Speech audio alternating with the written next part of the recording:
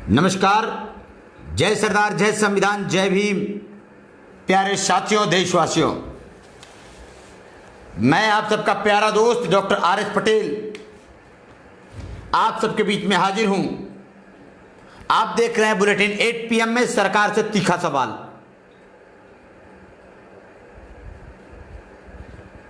तमाम बातचीत करने से पहले अपने महापुरुषों को नमन करता हूं। दलितों, पिछड़ों, अल्पसंख्यकों के सभी महापुरुषों को नमन करता हूं। बुलेटिन 8 PM में सरकार से तीखा सवाल पर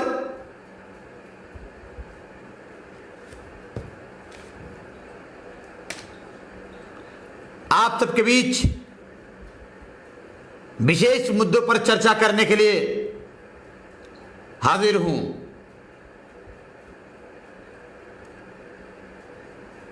सबसे पहले आप सबके बीच में आज बदला बदला रूप मेरा दिख रहा होगा। गर्मी के अपने स्वरूप के कारण रूप बदलना जरूरी है, हमें आपको भी। इसलिए हमने बदला है।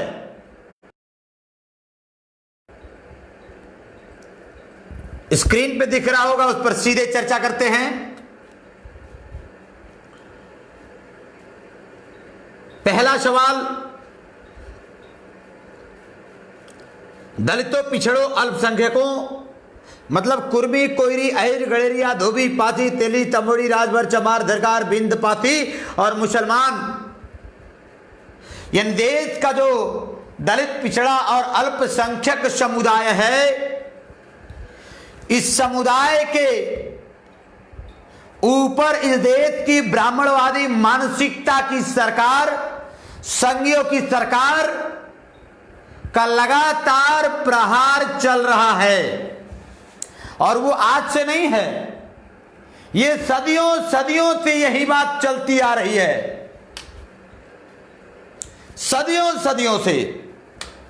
आज जब दलित, पिछड़ा और मुसलमान थोड़ा शिक्षित हुआ, जागा और अधिकार को समझा, संविधान को समझा, जब अपने लिए वो बातों को मजबूती से उठाकर अपने अधिकार की लड़ाई लड़ने लगा, तो सरकार कभी डायरेक्ट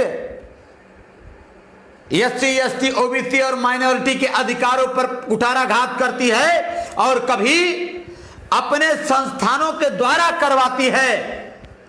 कभी सुप्रीम कोर्ट को आगे करके दलितों, पिछड़ों और मुसलमानों के अधिकारों पर कुठाराघात करवाती है ये सरकार, और कभी डायरेक्ट हस्तक्षेप करती है ये सरकार।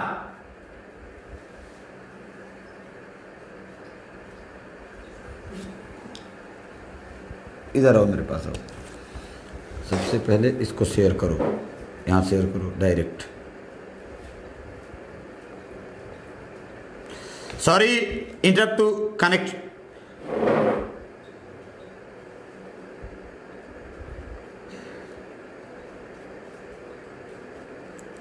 अब शेयर का ऑप्शन है, इसको शेयर करिए, बाद में कर लीजिएगा। सॉरी, बीच में थोड़ा सा शेयरिंग का प्रॉब्लम। धन्यवाद। तो मैं बातचीत कर रहा था आप सबसे कि कभी मनुवादी सरकार, ब्राह्मणवादी सरकार, ब्राह्मण के मंशा के अनुरूप चलने वाली यह सरकार देश में दलितों, पिछड़ों और मुसलमानों की विरोधी यह सरकार या तो खुद हमारे अधिकारों पर कुठाराघात करता है या देश के सुप्रीम कोर्ट को आगे करके हमारे अधिकारों पर कुठाराघात करवाता है। ऐसा ही वाकया कुछ दिन पहले इस देश में सुप्रीम कोर्ट ने गाइडलाइन पारित किया और सरकार के मंशा के अनुरूप पारित किया। याद होगा आप लोगों को, वो गाइडलाइन था कि SC, ST, OBC यानी माइनॉरिटी के भी प्रमोशन में आरक्षण को समाप्त किया जाता है। हमें आरक्षण क्यों चाहिए, इस बात को समझना जरूरी है। ये मनुवादी ब्राह्मणवादी मानसिकता के लोग सैकड़ों साल पहले इस देश के दलित पिछड़ों को, माइनॉरिटीज को शिक्षा के अधिकार से वंचित किया था, पढ़ने लिखने नहीं दिया था। जब कोई भी दलित पिछड़ा स्कूल में जाता तो इसके पंडित जी लोग मार के भगाता। साथियों, देश की आजादी के बाद, संविधान बनने के बाद, संविधान में, इस देश में संविधान ने हमें पूरा पूरा अधिकार दिया, जिसके कारण दलित और पिछड़ों के पिछले समय में हुए कुठाराघात के कारण संविधान में आरक्षण का विशेष प्राविधान दिया। मूल अधिकार आर्टिकल्स में उसको सुरक्षित किया गया। लेकिन वर्तमान ब्राह्मणवादी मानसिकता की सरकार उस संविधान में जिसने हमें व्यवस्था दिया, दलितों, पिछड़ों और मुसलमानों को अधिकार दिया, उस संविधान को ये जलाने का, उस संविधान को बर्बाद करने के लिए इन लोगों ने लगातार काम किया है। कई बार तो आप लोगों ने देखा होगा संविधान को भी बेईमानों ने जलाया है। उस विषय पर आज मैं आप लोगों से चर्चा कर रहा हूं। इसलिए सीधे मुद्दे पे जुड़ता हूं। प्यारे साथियों, नौजवान साथियों, इस बात को समझना है, आरक्षण जैसे मुद्दे पर देश की सरकार दलितों, पिछड़ों के रिजर्वेशन को लगातार कटघरे में खड़ा करती है। फिर 2 दिन पहले जहां एक तरफ कोरोना महामारी है, लेकिन दूसरी तरफ मनुवादी विचारधारा से ओतप्रोत सुप्रीम कोर्ट, जिस सुप्रीम कोर्ट का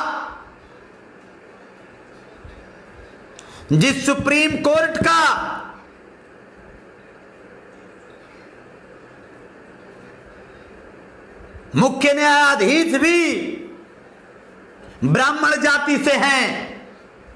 और यह सवाल मैं इसलिए खड़ा करता हूं कि फिर एक बार हुआ दलितों, पिछड़ों और अल्पसंख्यकों के आरक्षण पर कुठाराघात। सुप्रीम कोर्ट ने फिर किया है इशारा, और सुप्रीम कोर्ट ने हमारे अपने लोगों में, हमारे ही लोगों में फूट डालने की कोशिश किया है। सुप्रीम कोर्ट ने कहा कि दलितों, पिछड़ों, अल्पसंख्यकों के, अमीर लोगों के कारण, सक्षम लोगों के कारण गरीब लोगों को आरक्षण का लाभ नहीं मिलता। और मैं सुप्रीम कोर्ट के लिए के जानकारी के लिए बता दूं, माननीय मुख्य न्यायाधीश महोदय, थोड़ा सा चश्मा साफ कर लीजिए अपना और थोड़ा सा संविधान ठीक से पढ़ लीजिए। पिछड़ों को लगातार आपकी सरकार ने क्रीमी लेयर लगाकर हमें आरक्षण दिया है। इसका मतलब साफ है कि इस देश के जो सक्षम परिवार के लोग हैं, जिनकी कमाई, जिनका इनकम 6 लाख या 8 लाख से ऊपर है, उन लोगों को आरक्षण का लाभ नहीं मिलेगा।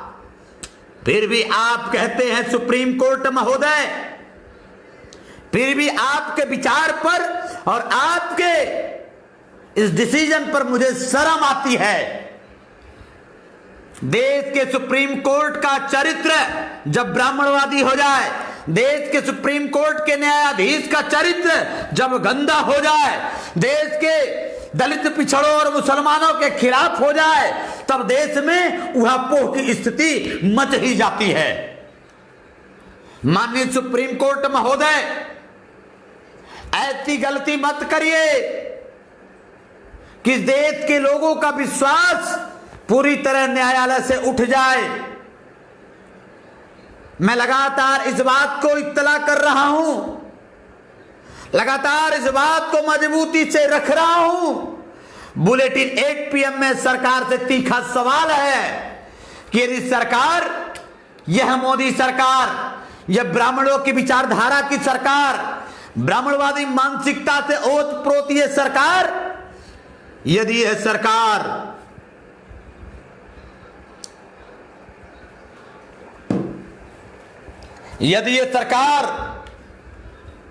वास्तव में जो कहता है सबका साथ, सबका विकास, सबका विश्वास, मोदी जी जरा याद करना, कहते हो सबका साथ, सबका विश्वास, सबका विकास, लेकिन सबका साथ, ब्राह्मणों का विकास और लोगों में अविश्वास, ऐसा कब तक करते रहोगे काज? ये सवाल है मोदी जी।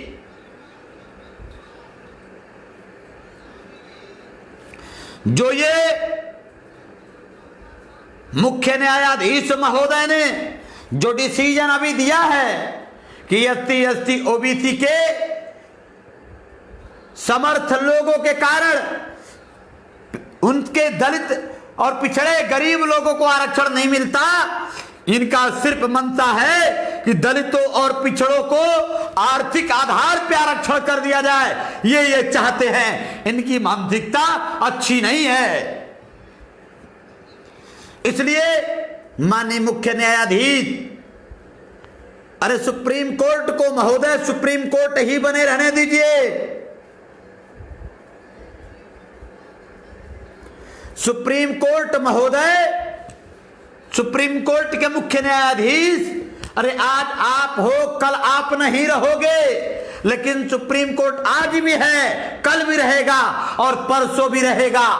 इसलिए सरकार से अनुरोध है, मोदी सरकार से अनुरोध है, यदि सच में सबका साथ, सबका विकास की बात करते हो तो कम से कम सुप्रीम कोर्ट महोदय के यहां अपील दाखिल करके कम से कम उनको इत्तला करो कि ऐसी बयानबाजी न करें। ये राजनीति से ओतप्रोत होकर के सुप्रीम कोर्ट का बयान नहीं आना चाहिए।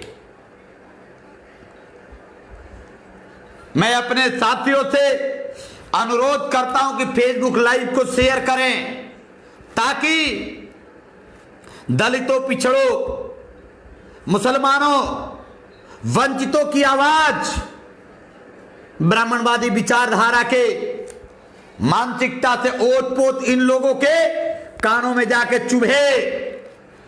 इस आवाज में, जो आपकी आवाज है, इस आवाज की खनक इनके दिमाग में गूंजे और इनके पेट में दर्द हो। इसलिए ये आपकी आवाज मजबूती से इनके बीच में उठनी चाहिए। इसलिए मेरा अनुरोध है, जितने भी आरक्षण समर्थक, जितने भी पिछड़े दलित और अल्पसंख्यक समर्थक साथी फेसबुक लाइव पर हैं, आप शेयर करें।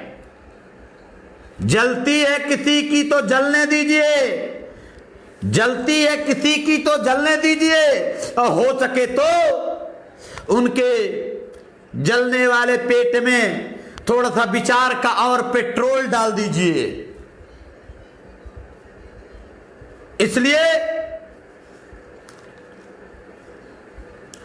इसलिए ध्यान रखना है,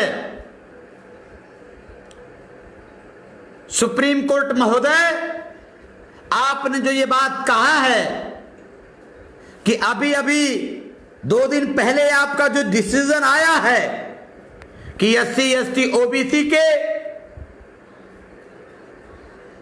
लोगों को, उनके समर्थ लोगों को आरक्षण का लाभ नहीं मिलता, तो मैं आपको क्लियर कर देता हूं कि क्रीमी लेयर इसीलिए आप लोगों ने लगाया है 6 से 8 लाख कि जिनकी इनकम 6 लाख से ऊपर होगी उनको आरक्षण का लाभ नहीं दिया जाएगा। तो फिर कैसे समर्थ लोग अपने ही भाइयों का आरक्षण पर डाका डालेंगे, अपने ही भाइयों के आरक्षण को प्रभावित करेंगे?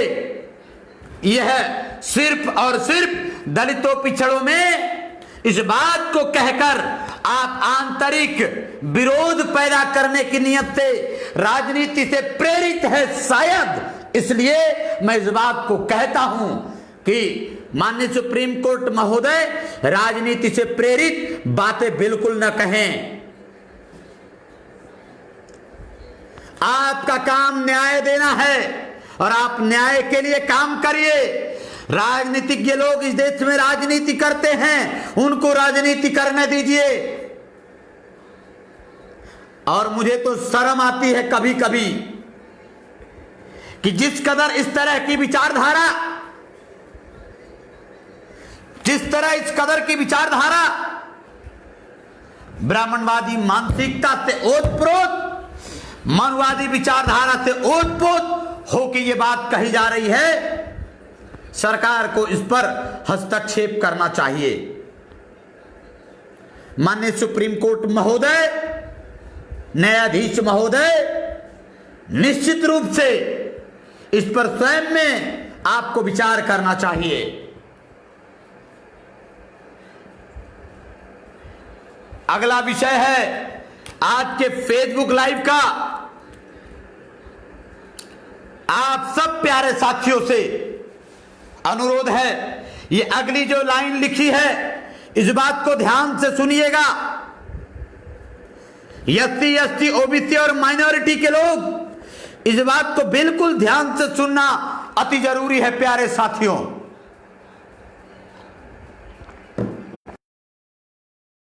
मोदी मीडिया ने, साफ शब्दों में कहूं तो मोदी मीडिया ने देश में जो जहर की खेती किया, जो देश में सांप्रदायिक जहर बोया, उसका परिणाम अब आने लगा है।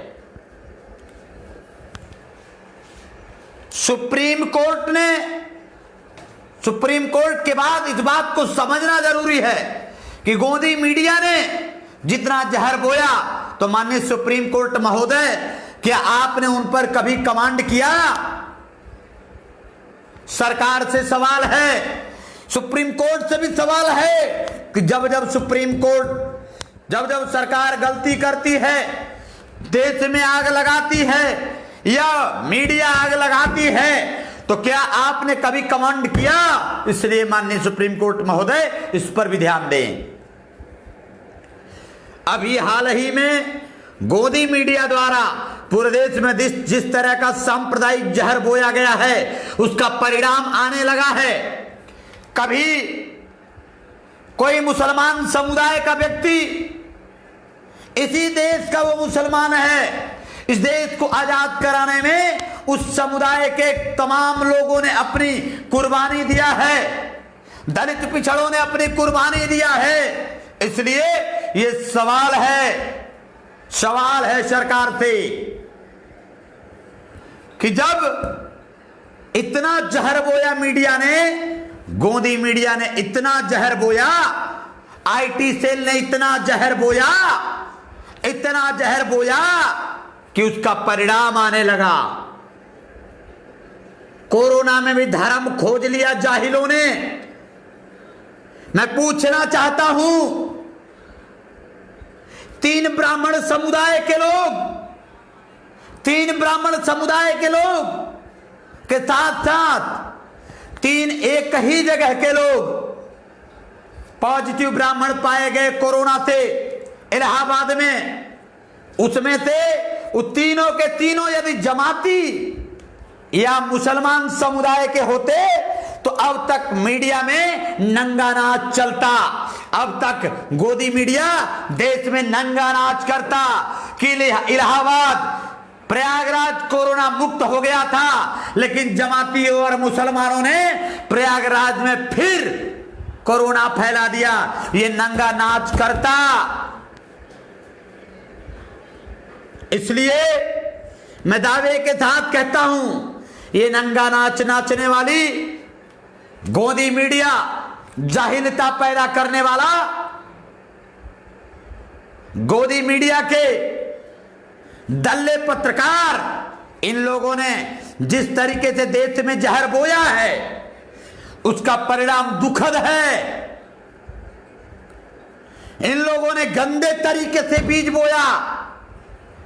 भाइयों, मैं बताना चाहता हूं, अब कोई जब ठेला चलाने वाला मुस्लिम परिवार का व्यक्ति सब्जी बेचने निकलता है, तो सब्जी बेचते समय किसी कॉलोनी में लोग जिस तरह का जहर बोया गोदी मीडिया ने, हिंदू मुसलमान करके बोया, तो अब जब किसी को पता चलता है कि ये मुसलमान है सब्जी बेचने वाला, तो लोग उसको हे दृष्टि से देखते हैं, लोग वापस कर देते हैं, लोग गाली देते हैं, लोग पीटने लगते हैं। ये जहर सिर्फ और सिर्फ गोदी मीडिया और मोदी के दल्ले पत्रकारों ने बोया है। इसलिए मोदी जी, मैं कहता हूं, इन दलाल पत्रकारों पर कार्रवाई करो। अभी एक दिन पहले का ताजा घटना फिर है। मुंबई में एक तिवारी जी ने, एक पंडित जी ने, एक ब्राह्मण ने खाना ऑर्डर किया, और खाना ऑर्डर करने के बाद खाना डिलीवरी करने वाला एक मुस्लिम बंदा घर पहुंचने के बाद पंडित जी द्वारा उस डिलीवरी बॉय की जो बेइज्जती की गई, खाना नहीं लिया, उसके बाद जो बेइज्जती किया, मुसलमान हो इसलिए हम खाना नहीं लेंगे, मुसलमान हो इसलिए हम सामान नहीं लेंगे। इस तरह का देशद्रोह करने वाले, इस तरह के सांप्रदायिक दंगा भड़काने वाले,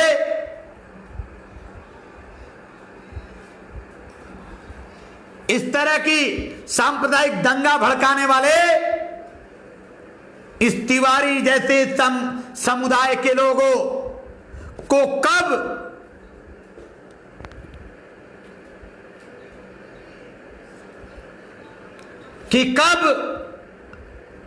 इनको सजाए होगा। मुस्लिम गलत है, सजाए दीजिए, लेकिन समाज में जहर मत घोलिए। हिंदू गलत है, सजाए दीजिए, लेकिन समाज में जहर मत घोलिए। ये थोड़ा सा इंटरनेट प्रॉब्लम,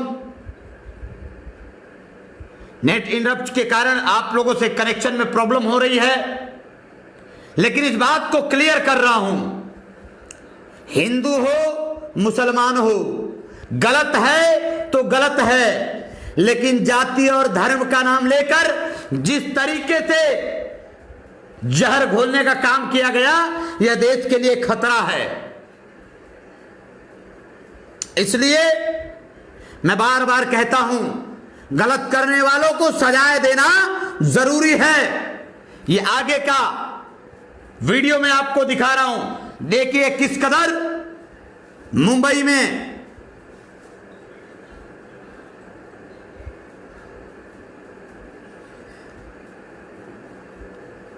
उसी में रह गया,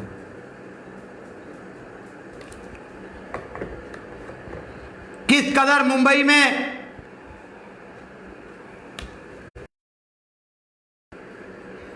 इस घटना को अंजाम दिया गया। कुल मिलाकर इस देश में जहर बोया गया। हिंदू मुसलमान बिना किए इन लोगों के खेत, इन लोगों का पेट का खाना नहीं पचता।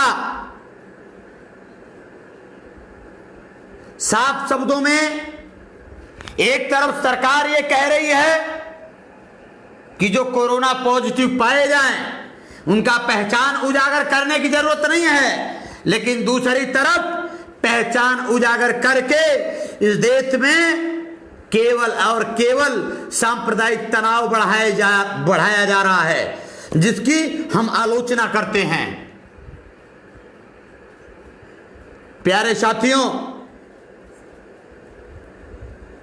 इस बात को समझना जरूरी है इस बात को समझना जरूरी है।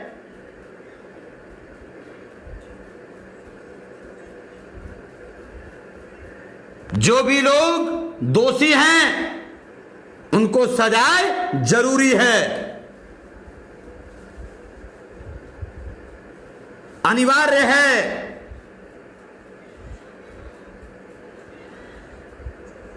बेहतर तरीके से इस पर सरकार को गाइडलाइन जारी करनी चाहिए, कार्रवाई करनी चाहिए,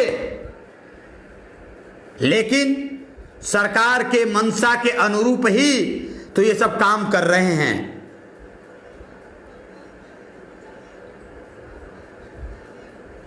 इसलिए आप तमाम साथियों से इस बात का अनुरोध करता हूं कि इस बात को समझिए और सांप्रदायिक तनाव से दूर रहिए। अगला विषय है आज का कोरोना अपडेट। कोरोना अपडेट पर सरकार पूरी तरह सफल नहीं है, फेल्योर नजर आ रही है।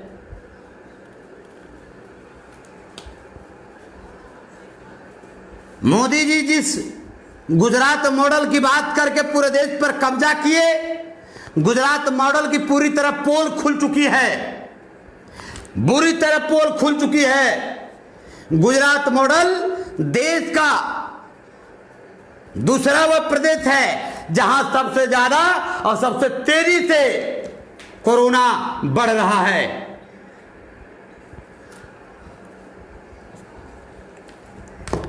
यूपी से तमाम लोगों की टिप्पणियां आई हैं कि उत्तर प्रदेश सरकार द्वारा एक ही किट से दर्जनों लोगों के जांच किए जा रहे हैं, जिसके कारण रिपोर्ट गलत आ रहे हैं और सरकार द्वारा आंकड़े छिपाया जा रहा है, जिससे भविष्य में कोरोना के और भयावह स्थिति हो सकते हैं।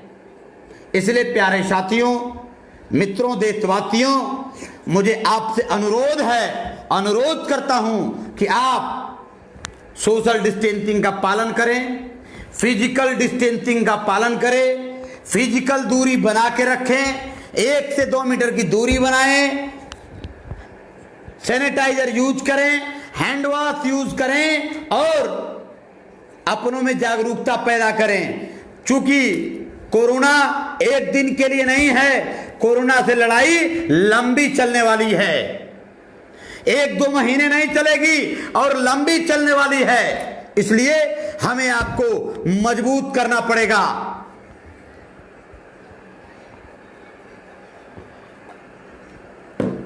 हमें आपको मजबूत करना पड़ेगा, लड़ाई मजबूती से लड़नी है।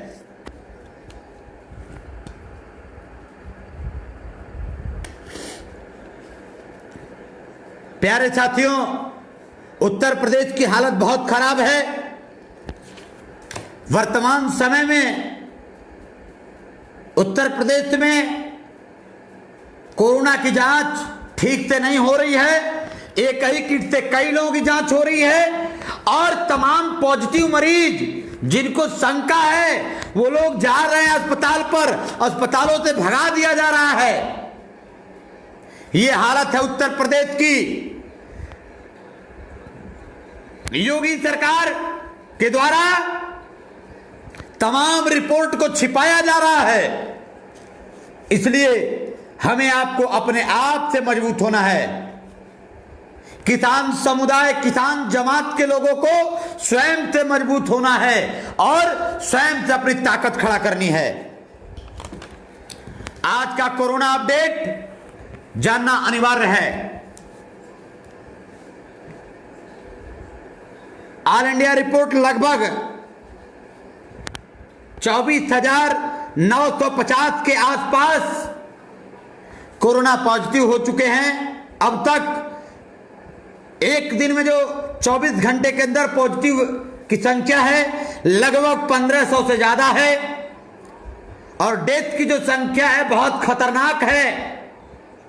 अब तक कुल डेथ लगभग 780 से ज्यादा कोरोना ने जान ले लिया है।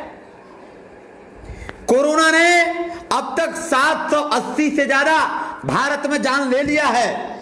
24 घंटे में लगभग 60 के आसपास मौतें हुई हैं, 60 के आसपास।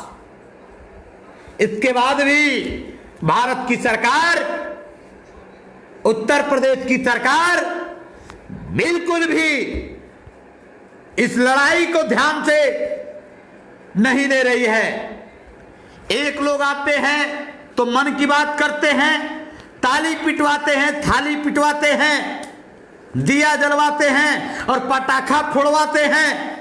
इससे कोरोना नहीं जाएगा। ऐ दलित पिछड़ों, ऐ देश के असल कर्मी समुदाय के लोगों, किसानों, हमें आपको मिलकर ये लड़ाई लड़नी होगी। हमें आपको 90% आबादी वाले लोगों मिलकर हमें अपने आप को मजबूत करना होगा। 90% आबादी वाले वंचितों मिलकर हमें आपको आवाज बुलंद करना होगा, आवाज बुलंद करना होगा, मिलकर आवाज बुलंद करना होगा।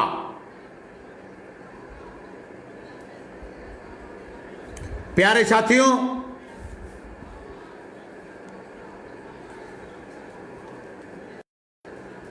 सैकड़ों साथी, आप सबका दिल की गहराइयों से आभार व्यक्त करता हूं।